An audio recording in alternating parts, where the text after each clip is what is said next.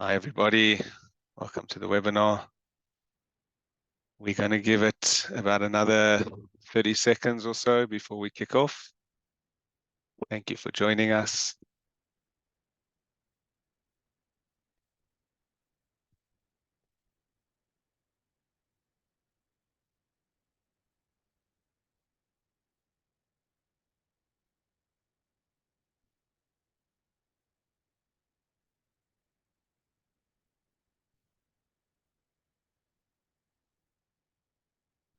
Okay.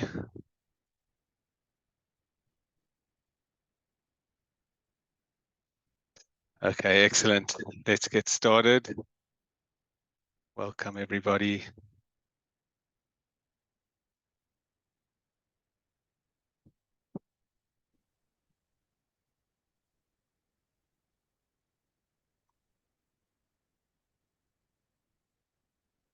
Okay, let's get started. Hi, everybody. My name is Justin. I'll be moderating the webinar today. I'm a senior account executive here at BProfit, and today we will discuss a very important topic, how to get maximum profit using your store's data. We've termed this webinar from e-commerce data to profits. The webinar will put focus on profits and not just sales. Sales are very important, they're lovely, but profitability is better, right? A little bit of housekeeping. If you have any questions for the speakers, go ahead and send them over. There's a question and answer, a question panel. We'll try to address them during the course of the webinar, but we intend to get to all of them at the end. Hopefully we'll have the time. And we are recording, so you'll receive a recording in the next few days. Getting straight into this, this is the third year of a recession. Expenses such as your shipping, your COGS, handling, returns, they're all on the rise due to inflation. Not even, taking into account customer acquisition, which is also climbing. And there's only a finite amount of costs that you can pass on to the customers. So the idea is it's time to now dig into the nitty-gritty of your financial data and make sure you're making the most of what works best for your store. What this means is adjusting your business focus. The idea is to move from a revenue mindset to a profit mindset. And even as I'm saying that, it seems obvious statement. However, on a day-to-day basis, we see merchants chasing ROAS and ignoring profit. While many e-commerce businesses focus solely on ramping up sales, they do so without implementing a strategic approach. But if you're here to gain that extra edge, and we're going to help you get more profits from each order and achieve the healthier business results.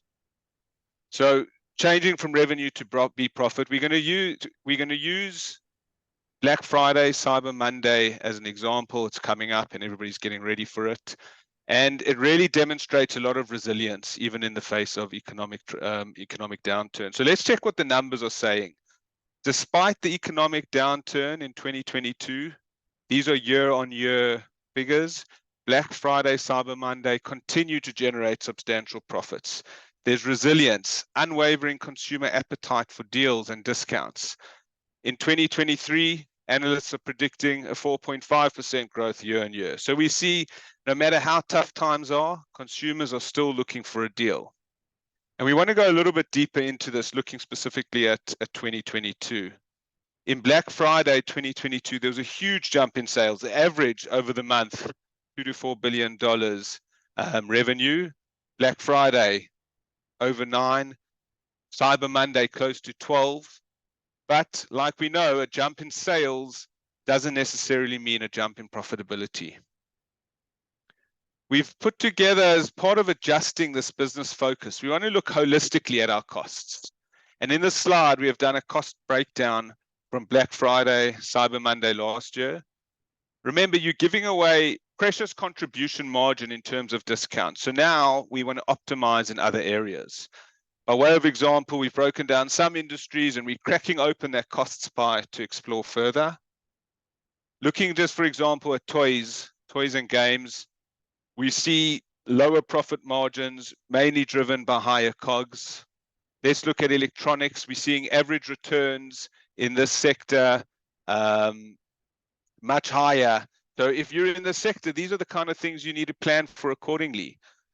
Jewelry and accessories, quite a lot of breathing room in terms of the COGS. And looking at home and garden, we can see, for example, on their shipping, their fulfillment, that's kind of the most for delivering packages to their customers. So these are all just some quick examples of when you have the data quickly and easily available and accessible, how it can lead to drive strategy. With that background, what I'd like to do now is dive into a deeper discussion, and I'm going to introduce our panelists.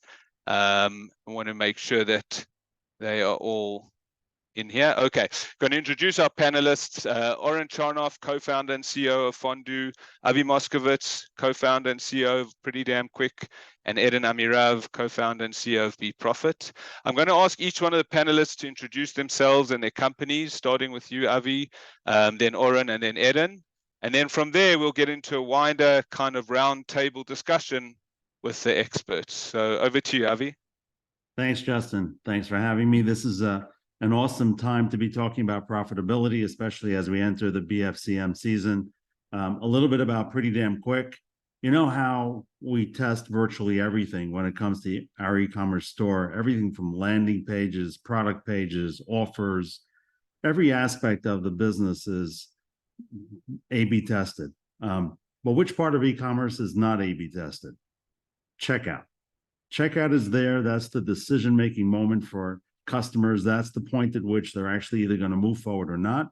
And what we do is we provide an ability not just to do A/B testing on checkout, but to actually optimize checkout. Almost 70% of customers across the board do not complete their checkout. So you've spent the CAC, you've brought them into the store, you've got them all the way to checkout, but they're left there. That's over $270 billion a year that's left on the table. And that's a big part of the problem that we're coming to solve. So excited to be part of this, and we'll talk some more as we move forward. Thanks, Avi. Oren? Hey everyone, I'm Oren, longtime listener, first-time caller. I'm one of the founders at Fondue, now a Post company. We were acquired by Postscript about maybe 4 months ago. Fondue exists to do one thing, and it's to replace every coupon code online. We think that brands, just as much as shoppers, are addicted to coupon codes. It's because shoppers want that dopamine hit of a discount. It's why holiday sales work. Labor Day, Black Friday, Cyber Monday, Halloween, etc. And everyone just does coupons because nobody thinks strategically or intentionally about discounting. In the same way that Avi kind of was saying, checkout's overlooked. Discounts are seen as a cost of doing business instead of a really important trust building and conversion building opportunity. So we built a different discount called Cashback. 30 seconds on it, not to talk my book too much, is that it's where shoppers complete a full price purchase, knowing they're eligible to claim their discount post-purchase. They may or may not claim it, because after all, these are D2C shoppers who, if they were exclusively price sensitive, they are buying on marketplaces. And then if they do claim their cash back, which is super normal, they're given the choice to do so as cash or a site credit. In between the many shoppers who take site credit and the many who don't take anything at all, it is wildly profitable compared to the coupon code. So we're happy to build some trust on A/B testing, which is a great way to get there. And then the last thing is it's been so awesome to work closely with Avi and Eden as our businesses grow. And I quote Eden all the time and give him credit, just like you were saying in the beginning, that we're not focused on ROAS, but we're on the profitability of that spend of us. I don't know if that was a teaser of what you were about to say, Eden, but talking about businesses from profit optimization opportunities is what matters most to brands today. And super excited to talk my book and hear everyone else's. So thanks for having me on. Thanks, Aaron. Eden? Hey guys, my name is Eden. I'm the CEO and co-founder of Be Profit. And I think the opportunity to speak here with Avi and Owen and you, Justin, about focusing on profitability and contribution profit as opposed to being focused on revenue and ROAS, which has kind of been the bon ton of this industry for many years. It's a great timing to do this. As we all know, the recent months in e-commerce space have been hard for all of us, for vendors and for merchants, for sellers. And when things are hard, we're all going back to the basic of how much am I profiting for this? We like to say in Be Profit that you're not in this for the revenue, you're in it for the profits, for the bottom line. And that's what Be Profit tries to do. So we provide this profit analytics dashboard, which summarizes all financial metrics, revenues, of course, but also all variable costs. And the idea is really to not only expose to the merchant in a very easy way how much is he making, but also dive deeper into different areas like discounts, which Fondue deals with, and the checkout, which PDQ deals with, and really give valuable insights of how to improve profitability. And I think today's kind of main point of this webinar is to really share with the audience some profit strategies that can help you improve your bottom line. Excellent, thank you, and welcome to everybody. I think now we're going to kind of get into the interesting parts. Now we want to sort of focus on a little bit of data, and I'm going to start off with the countries report, because the idea is to see, looking at data that is not just about ROAS, and I'm going to share my screen over here. This is a countries report that you can pull with Be Profit. And I'm going to hand it over to you, Eden, first, to just kind of walk our listeners through this. Yeah, sure. I think, I mean, as a general point to everything we'll be discussing today, at the minute you're looking at contribution profit, and let's define that for a moment. Contribution profit is taking the revenue and deducting from it all variable costs. So shipping and fulfillment and handling and marketing costs, of course, but also transaction fees and any cost that can be associated to the single order level will bring us to the contribution profit and contribution margin metrics. Now, it sounds easy, but once you start looking at things, and here we're looking at the breakdown of your countries, assuming you operate in a few states or in a few different countries, you're going to get a different image than when looking on revenue, a healthier image for your business that allows you to identify, in this example, which country is not only driving me the highest sales numbers, but also and mainly the top contribution profit and margin. We see a lot of our customers getting to this report for the first time and kind of identifying how countries they thought maybe are not so attractive, but based on their volume, suddenly they look super attractive based on their contribution profit, which is very high. And that can obviously lead to focusing more on that country, increasing sales and marketing efforts, and so on. Excellent. Oren, you'd like to add something? Totally. So what I love about this view inside of Be Profit is that it can bring the granularity that doesn't really exist in a lot of the other platforms. And if we take a look at even like within Shopify, to break it down in this detail from a margin-oriented perspective, but if you look at it from the columns, I'm just curious, like Ed and Avi and Justin, how many of these can you control, right? Like, I can't control I mean, in theory, it's long feedback loops to adjust COGS, but that's literally changing the product. The one thing that I can point to is discounting. So if you want to be optimizing in this area, now, I mean, look, you can always help conversions, right, et cetera. But from here, one of the easiest variables to be testing before you revisit your entire supply chain is just to be testing discounting. Everything else here is a byproduct of something else. But the one thing that you can directly input would be discounting. So I just wanted to further call this out as, should you look to optimize margin per country, a natural place to start off would be looking at how you're discounting year round, and especially on holiday seasons, and really want to push for Halloween to be an awesome time for a micro test of what site-wide campaigns could be like, unless you make up some holiday, or we see a lot of brands actually, for some reason, have their anniversaries. It seems like a lot of brands like to launch before BFCM. It's like a nice time to feel confident to spend some money and to start your business. Outside of anniversary sale, you can get some reps in on adjusting your site-wide discounting strategy. Is the next one coming up is Halloween. Lovely. Sorry, Eden, you want to? No, and I think to relate to Owen's point, the next kind of tips are gonna dive really deep into how do you combine discounts and like insights based on the data. So I'm excited to get to the next tips, which really takes it to the next level. Right, and I mean, Oren mentioned there about products, and you can't reinvent your product. It's going to take a much longer time. So the question is, with the products that we have and understanding the margins and discounts, what can we do with those products? And you want to look at not only your best sellers, but your most profitable and your least profitable. Your thoughts on this? Yeah, I mean, every store owner knows his best seller. This is easy. Like I wake you up in the night, you know what's your best sellers. But do you know also what's your top profitable ones? Not sure. Not everyone he knows. And the idea here, and this is the second tip we want to share today, is how do you drive sales with profitable product bundles? So the idea is quite simple. We are bundling from one aspect products that are top sellers because we know these are kind of the products that drives people to purchase, but we're bundling them together with other products which has the highest contribution margin. So one product is like kind of bringing them the customers to buy, and the second one is actually driving the profit. And this is like a great way to maximize profitability on the bundle level.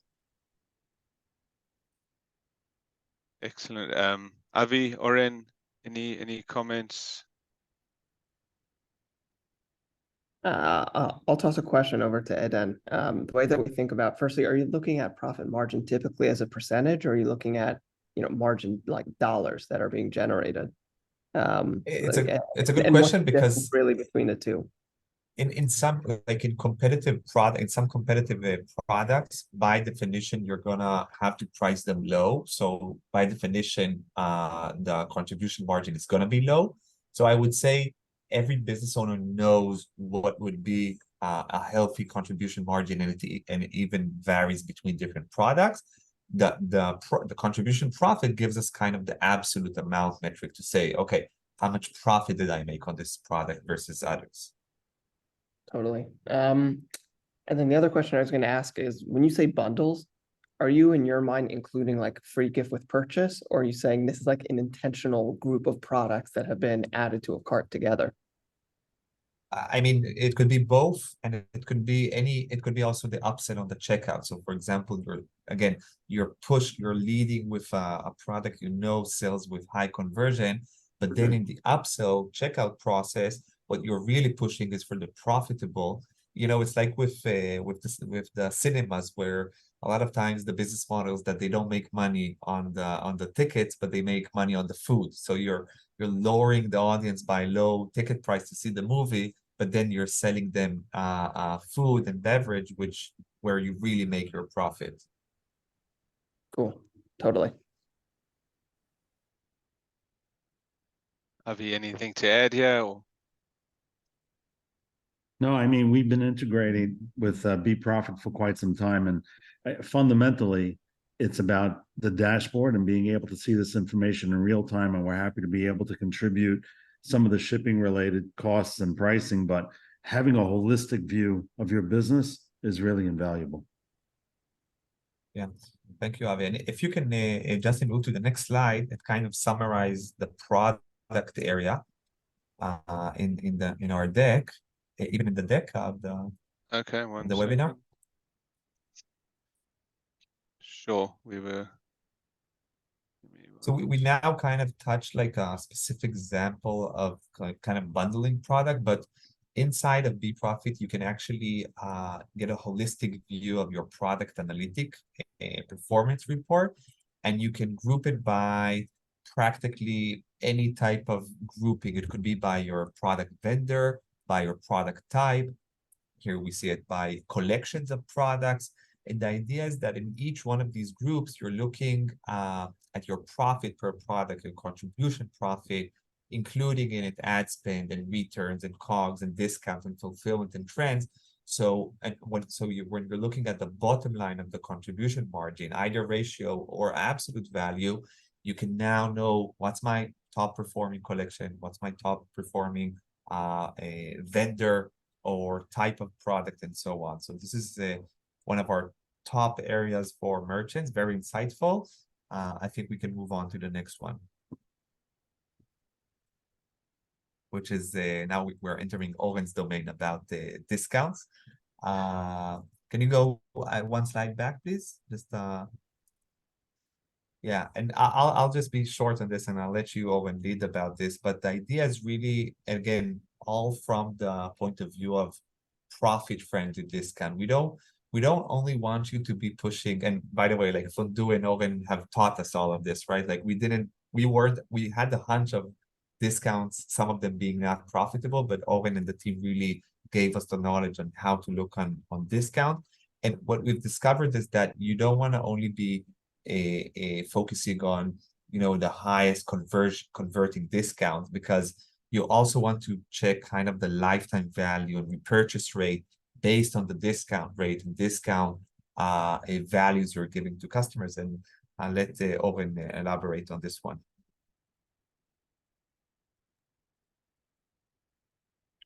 Sure. So it was a ton of fun with BProfit, who had access to longitudinal data at scale. So discounts are tricky because they work, but also a lot of people say it trains the shopper like to wait for that discount. So it's true. There are some brands in my life who I wait for discounts. And there are some brands who I don't. I just got to have that product. So by thinking about what is the lifetime value of a shopper, look at a cohort who starts on a discount and who doesn't. There's so much to be thought of. And like the main thing to talk about, I don't know if this is where I do my quick monologue, Justin, and then is discounting intentionally. Is now the time for that quick podcast or no? Go ahead. Okay, cool. People should discount intentionally. I think when we think all the time about the status quo of the way discounting works, is it happens with coupon codes, which we think are fundamentally problematic. They have no way to differentiate between who's incentivized by the discount and who isn't. Besides the fact that they leak and Rakuten, Honey, and Retail Me Not can inject them. For the shopper, it's almost as effortless. You're not going to copy and paste a code if you see an influencer or an email include it, whether or not you're price sensitive. Like that user experience is designed to help you make less profit. And these shoppers, like we said, they're buying D2C. If they were price sensitive, and it's not to say they're not price considerate, but if they were exclusively price sensitive, they're not buying on a D2C site. They're buying D2C because they connect with the brand for a greater reason. But that's not to say that discounts can't be useful. So if you have like a profit-oriented discount, again, like the way that the cashback works is that we believe in choice. The shopper will claim their cashback if they care. If they don't care, don't lose money to them unnecessarily. Not all of your shoppers are price sensitive. You could get that same repurchase rate, that same LTV. And that's done with kind of what Avi was describing before, is your entire business needs to be intentional. What are and aren't you A/B testing? I would say checkout, shipping, and discounting are probably like the three main things, these alpha frontiers. And a great place to be testing A/B discounting going into BFCM is on your pop-up and welcome series for two reasons. Number one, this captures the full funnel. When the shopper first engages with your site, what's that list growth rate? Number two, then in that welcome series funnel, does the discount and at what value and what discount type? Buy one, get one, free gift with purchase, donation, coupon codes and cashback. These are all things that can and should be tested. But ultimately, growing your list is important for BFCM. Bigger lists will lead to more revenue, period. Your SMS list is a function of the AOV, its conversion rate, and then the list size. So A/B testing now, imagine if you could grow your welcome series 15% from now until BFCM comes, 60 days from now. That's like super substantial. So it's not too late to optimize your discount type or your list. Obviously discount type, I'd have to say consider cashback, but there's also some smart bundling that can be done, like a buy one, get one. You can have a very high margin product, low COGS that you can include to help lubricate that sale. The next thing that I also want to call out is tiered discounting. This is something that I think, along with bundling, is extremely effective for when it comes to discounting, is the higher the cart value, the steeper the discount value you're willing to give away. And you have to really understand your brand's margins about how many contribution dollars are you willing to make. Because even if your contribution margin percentage decreases, your contribution margin dollars may increase because of a larger cart value. So that's why this isn't a margin percentage game. It is ultimately a margin dollar game. It's, I think, something that people forget too. A percentage represents something, and that's dollars. So I think people need to be measuring contribution dollars. And then the last thing is something to call out is it's not typically considered a part of discounting, but we've really come to appreciate the value of site credit. Because one of your cashback redemption options is you can claim your $10 as cash or get 15 as a gift card back to the brand. I'm sure we're all guilty of having gift cards burning holes in our wallets. But for your shoppers to hear from the voice of a founder or someone at the company saying, we've all got gift cards burning holes in our wallets, don't forget, you've got some coming to us. And then you send them an SMS, use PostScript or any of the like. We integrate with all of them, but PostScript's great. But if you send them that SMS, and then it's a landing page back to your most profitable second purchase, your shopper, it feels like they're having some free money because of that site credit that was given to them as a gift, that was an apologetic site credit, or was redeemed from cashback. And what product are you emphasizing that they purchase a second time?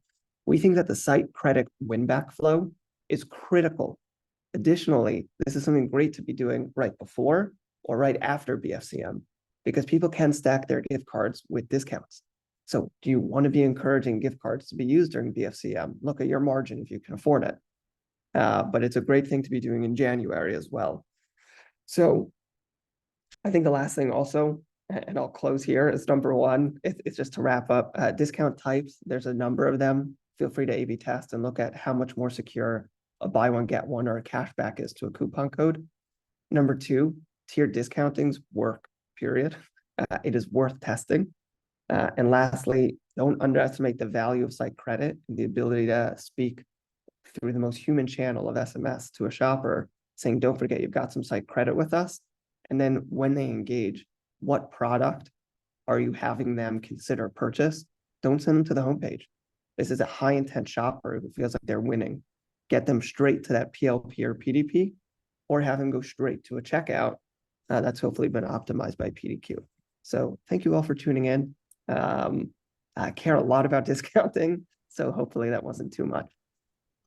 No, Thank you. it was excellent. And Justin, if you can go one slide back, I just want to add, and again, this like kind of a way of looking at things, we really learned everything we know about discounts from the Fondue team. I think this is a wonderful way of kind of understanding how you could measure on a cohort base how is the lifetime value of customers that first purchase by coupon code A versus coupon code B, or you could do this by a discount rate. So what's the lifetime value? What's the repurchase rate of customers who gets to our shop as customers because they saw 10% discount versus 50% discount? Now we could assume that the 50% discount would come with a lower quality audience. They came to us because of the such high discount, but do they repeat and do they come back and are they loyal? Not so much. So this kind of cohort view showing us accumulated lifetime value and repurchase rate over time based on the original discount rate or discount code that the customer had kind of gotten to our brand in the first time really teaches us the like kind of healthy and organic value of these discount codes. And obviously, once we understand that, we can better understand which discount codes should we push more and which less, or should we change it all to cashback?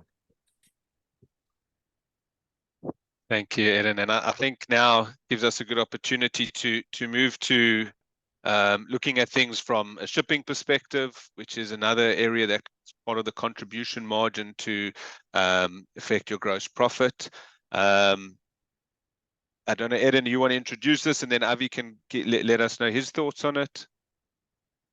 So I think, just a moment, I think it's the same idea. And yeah, I'll let Avi lead. I mean, knowing not only your efficiency data based on the shipping carrier you're using, such as how quickly from the moment the buyer is like purchasing to how much time it takes to be delivered, but also be looking at your profitability, because you might be shipping super quickly because you're offering, you know, an express shipment.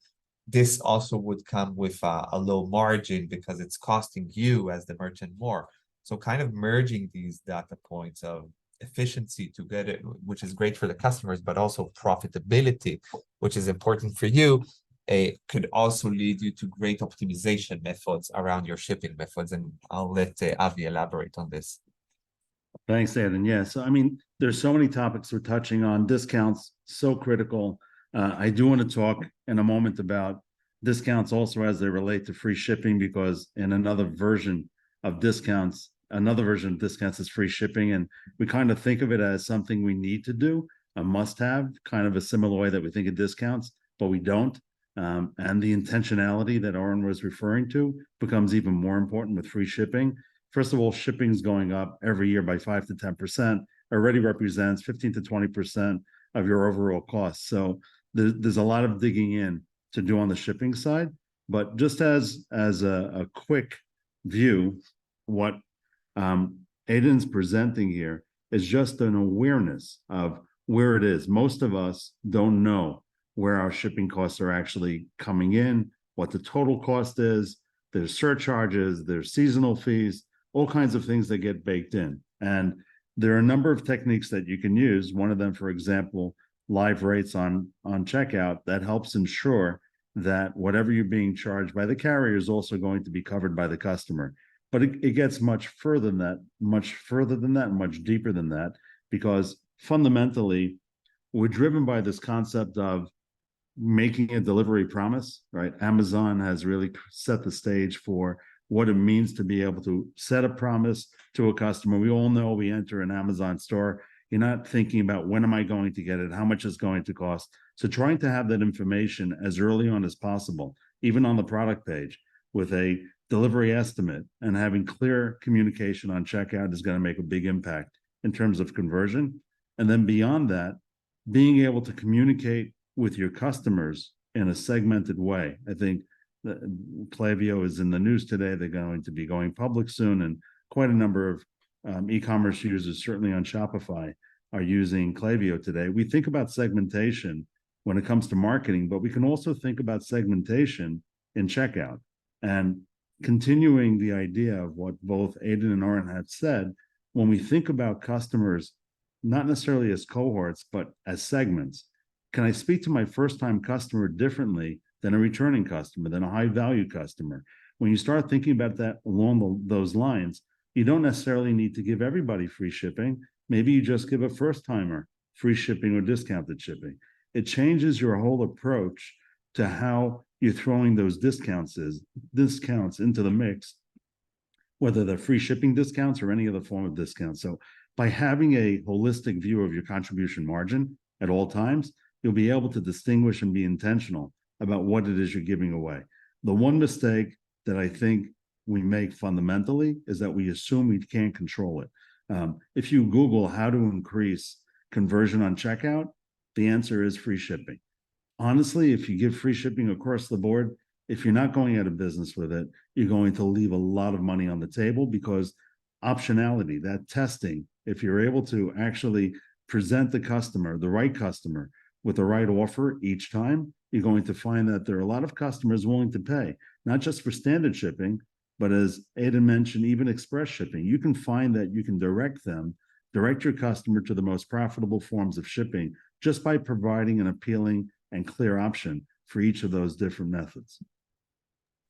And Avi, coming up to BFCM, is there any sort of tips that you could give? There's one of the questions that came through. Any sort of tips on this particular period, that using that shipping efficiency mindset that you've identified or that you can share?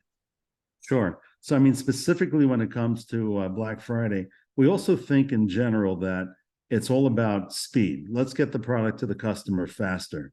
And going back to the concept of a delivery promise, customers don't need it faster. They just need you to deliver what you promised. So if you're going to be able to get it to them faster, give them that option. But in particular, what we find is during peaks, if you tell customers that, look, you have a green option, it'll take a little bit longer, and maybe we'll even give you a small discount, or a cash back or something that's an incentive to say, I'm not in a rush.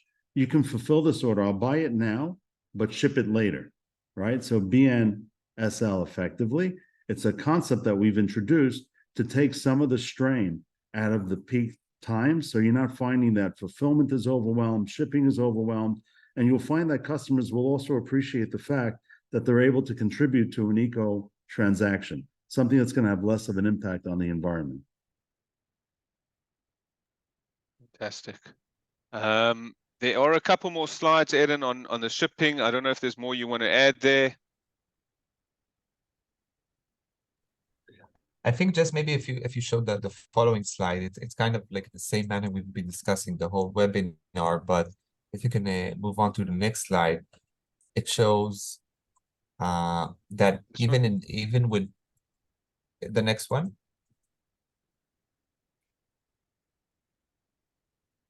I'm still seeing the shipping efficiency one. Do you the one after is like sorry, yeah, now one before.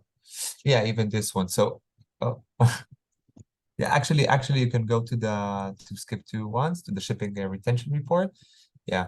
So here again, similar with how we've analyzed which discounts are creating which repurchase rate and LTV, we could do the same based on shipping parameters. So how are different shipping methods, for example, customers that first purchase with an express shipping, a shipment of like 1 day versus people who are getting it after 10 days, how does this kind of initial experience with the brand impact the lifetime value repurchase rate of the customer? And this could lead us to very insightful insights, such as this shipping method maybe is costing me more. However, it's creating such a great customer experience that these people continues to purchase with me, in a sense that the lifetime value and the contribution profit of that group is actually becoming much higher. So it's worth for me as a brand paying more for this initial super positive experience, because now that I know, I see it in the data, it brings them to me again and again. There's another part to that, Aidan, which I guess is kind of obvious to us as shoppers, which is if someone buys from you for the first time, it's unlikely they'll place another order until they get the first order. So you can actually increase the sales cycle by having it delivered faster. And all these things are part of the consideration. Absolutely. Avi, can I ask you a quick question? Of course. It's what you said before. You said that shipping rates have been going up 5 to 10%. Is that number accelerating? Is that constant? Why is that? And do you think it'll change? That's a new fact for me. Yeah. So shipping in general, one of the overall challenges in running a business where you're trying to predict, with some kind of projection, what your budget's going to be, shipping is always that fuzzy line item because most carriers are not giving you true transactional costs, and there's usually a catch up. So either you'll have a contract with them and then you didn't live up to the minimums, or there are seasonal surcharges and fuel surcharges. So a lot of it is driven by the fact that the economy changes, right? So cost of just basic fuel goes up, cost of labor goes up. So that's part of what's contributing to the trend.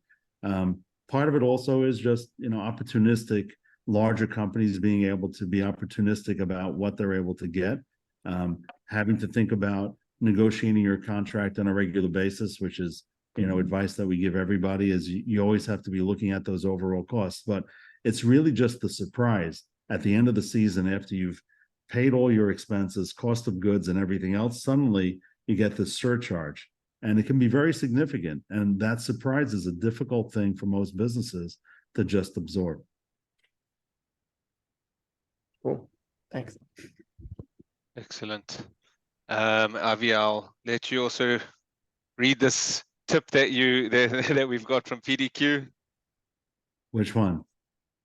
Sorry. Sorry, no, let me try that. There we go. Reviewing your industry OV will give you some ideas on how to tailor your. Yeah. So this is really interesting in general about average order value. When you think about your free shipping threshold, because beyond just offering free shipping, you typically will come up with a free shipping threshold. And when you think about what that number is, most people, I know that with my ecom business, I did this, you look at the competition and you use that. But after a while, you realize your competition's probably looking at you and no one really has taken the time to establish a true free shipping threshold. What should that free shipping threshold be? What should that number be? And in simple terms, you should be looking at your average order value and make sure that what you're offering free shipping at is above that, because the concept of getting free shipping should be a reach for most of your customers. So they put more into the basket, more into the cart before they make that purchase. So at least you're using it as a proactive tool to motivate customers to buy more. So that's just a simple tip, something to consider when you look at your free shipping thresholds. Fantastic. And I think we're going to start winding down. So I want to just see from the panelists if there's any kind of last comments, any kind of anything you want to add before we conclude. I'd say just one last thing as it relates to shipping pricing, similar to free shipping thresholds, which are kind of like, what is it that I need to do? Shipping prices are established in a similar way. When we did surveys and looking at various brands out there, it's kind of it's a guess, the amount to charge customers for shipping. And the reality is there's science to it. And there's a real number that you're able to charge a customer without losing them on conversion. So we encourage price sensitivity testing. Take the price that you have, run an A/B test, see what happens if you increase it by $1, see what happens if you decrease it by $1. But don't live with the unknown of whether or not your price is right. You can actually determine precisely what your shipping price should be. And not only across the board, but you can even do that with segmentation in your checkout. So you can be looking at your first-time customers, returning customers, and various other segments and figure out what the right pricing needs to be to maximize your profit on shipping, or at least ensure that you're covering costs. Or if it's being used as a tool for conversion, to ensure that you're actually converting customers by offering the right price. Right. One thing that I would add is don't discount unnecessarily. I'll say it once and I'll say it again. Fuck coupon codes. We think there's a better way to discount, and we'd love to show people another path. Cashback's an example of another discount that's worth testing. Eden, anything from you? Nothing to add. I mean, it's all about profits. We need to know the contribution profit, and we need to optimize towards it. Excellent. So I think there was a lovely discussion and quite insightful. And I mentioned earlier, the goal of this webinar is to broaden the thinking and help optimize for profits. We spoke a little bit about how to bundle correctly. We looked at shipping efficiency and what that helped, the importance of that in terms of building loyalty with your providers. With the BProfit app, you could see how user-friendly it is to execute in your comprehensive country report by most profitable. And we had an overarching focus on BFCM, Black Friday, Cyber Monday, which has highlighted a number of times the importance of knowing your discounts, of knowing your shipping, and which ones are going to unlock the most contribution margin. Of course, with BProfit, this can all be automated and the rich analytics can be pulled easily. So if you haven't installed our app, I invite you to give it a try. Fourth quarter is coming. It's going to be a busy period in online retail. And it's better to be, like we've said a few times, better to be busy and profitable than to just be busy. I'm just leaving sort of the impact of our customers when they do on board with the BProfit app. Within 3 months, you can see 24% increase in contribution margin, increase of 20% of POAS, and which is profit over ad spend, and a whole lot of hours saved. So I'd like to thank Avi and Oren and Eden.